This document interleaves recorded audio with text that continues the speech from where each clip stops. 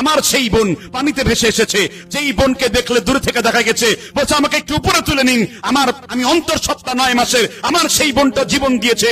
আর সব থেকে বলতে হয় এই বন্যার জন্য যারা দায়ী, 1991 সালের বাঁধ যারা খুলে দিয়েছে, অন্য কোন রাষ্ট্র নয়, সেই মুশরিক রাষ্ট্র। আর তার পাশে রয়েছে সেই মুশরিকরা আমাদের চিরশত্রু। আল্লাহ আমাদের স্মরণ করিয়ে দিচ্ছেন, ইন্নামাল মুশরিকুনা নাজাস, মুশরিকরা হলো নাপাক, মুশরিকরা কখনো মুসলিমদের বন্ধু হতে পারে না। আল্লাহ তাআলা বলেছেন নিঃসন্দেহে যারা মুশরিক তারা হলো নাপাক, খালিদিনা ফিহা আবাদা, চিরস্থায়ী জাহান্নাম তাদের জন্য করা হয়েছে। সুতরাং মুশরিকদের কখনো বিশ্বাস করতে হবে না। আজকে আওয়াজ তুলতে হবে, এই মুশরিকদের প্রতিটি পণ্য আমার জন্য হারাম, মুশরিকদের প্রতিটি জিনিস আমার জন্য হারাম, মুশরিকদের সাথে সম্পর্ক রাখা আমার জন্য হারাম। মুশরিকদের জন্য আমরা মুসলিমরা 4 আঙ্গুল পরিমাণ জমি কখনো ছেড়ে দেব না। মুশরিকরা কখনো মুসলিমদের বন্ধু হতে পারে না। যেমন রাসূল বলেছেন আল কুফরু মিল্লাতুন ওয়াহিদা, নিঃসন্দেহে কাফেররা হলো, সমস্ত কাফেররা হলো মুসলমানের বিরুদ্ধে এক। সুতরাং এই মুশরিকদের বিরুদ্ধে, স্বৈরাচারদের বিরুদ্ধে আপনারা সতর্ক হন। যে ভারত আমাদেরকে ডুবিয়ে মারতে যাচ্ছে, নিশ্চয়ই ভারতকে এর উত্তর দেওয়া হবে। ভারতের 4 দিকে শত্রু রাষ্ট্র রয়েছে, একদিকে পাকিস্তান শত্রু, একদিকে চীন শত্রু, একদিকে নেপাল শত্রু, একদিকে ভুটান শত্রু, আর নতুন করে শত্রু হবে আমার প্রিয় ওয়াতান, আমার প্রিয় স্বদেশ বাংলাদেশ। কেননা বাংলাদেশের মানচিত্র কোন মুশরিকদেরকে ছেড়ে দেওয়া হবে না। যেই মুশরিকদের দৌরত্ব ছিল, আজকে তাদের কারণে আমার বোন আজ অন্তঃসত্ত্বা অবস্থায় মৃত্যুবরণ করেছে, সারি সারি লাশের সারি সারি পড়েছে।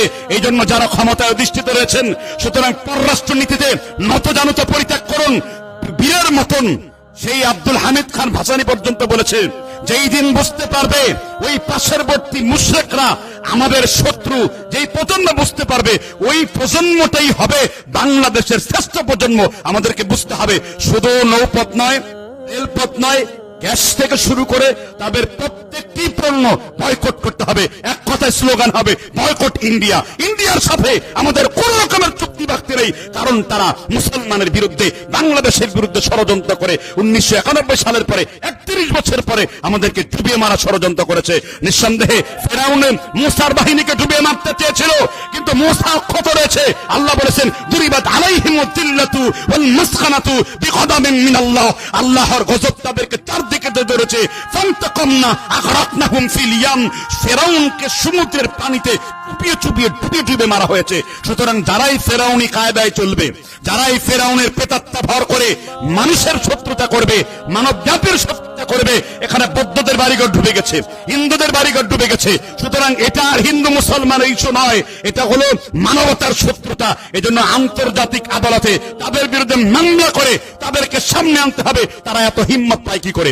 আমি জানি মানে খুতবাটি অনেক মানুষের জন্য, বিশেষ করে যারা সুশীল, বিশেষ করে যারা ভারত প্রেমী, বিশেষ করে যারা ভারতের সাথে বন্ধুত্ব রাখতে চায়, সেই সমস্ত ব্যক্তিরা কখনোই গ্রহণ করতে পারবে না। কিন্তু যখন লাশের সারি আপনি দেখবেন, যখন এই মানুষের পানিবন্দির আত্মনাদ চিৎকার আপনি দেখবেন, তখন একটিবারের জন্য হলেও তাদের ঘৃণা আপনার করতে হবে। এটা আমাদের ঈমান। আর যদি আমরা মুখে বলতে নাও পারি, অন্তর দিয়ে ঘৃণা করতে হবে। যালিকা আদাফুল ঈমান, রাসূল বলেছেন অন্তর দিয়ে ঘৃণা করা এটা ঈমানের সর্বনিম্ন অংশ। তাআল্লামনাল ঈমান সুম্মা তাআল্লামনাল কুরআন, ইবনে হিব্বানের মধ্যে ইমাম হিব্বান রাহিমাহুল্লাহ উল্লেখ করেছেন, তোমরা আগে ঈমান শিখো তারপর কোরআন। আর ঈমানের ৭৭টি শাখার একটি শাখা হলো যে কোনো পাপের কাজকে হাত দিয়ে বাধা প্রদান করতে হবে, না হলে জবান দিয়ে বাধা প্রদান করতে হবে, না হলে অন্তর দিয়ে ঘৃণা করতে হবে। এই ঘৃণা করার অর্থ এই নয় যে আপনি চুপ করে বসে থাকবেন ঘরের মধ্যে কম্বল মুড়ি দিয়া। এর অর্থ হলো যেন সমাজে এই ঘৃণিত কাজটি বন্ধ হয়ে যায়, তার জন্য অন্তর থেকে চেষ্টা প্রয়াস চালানো।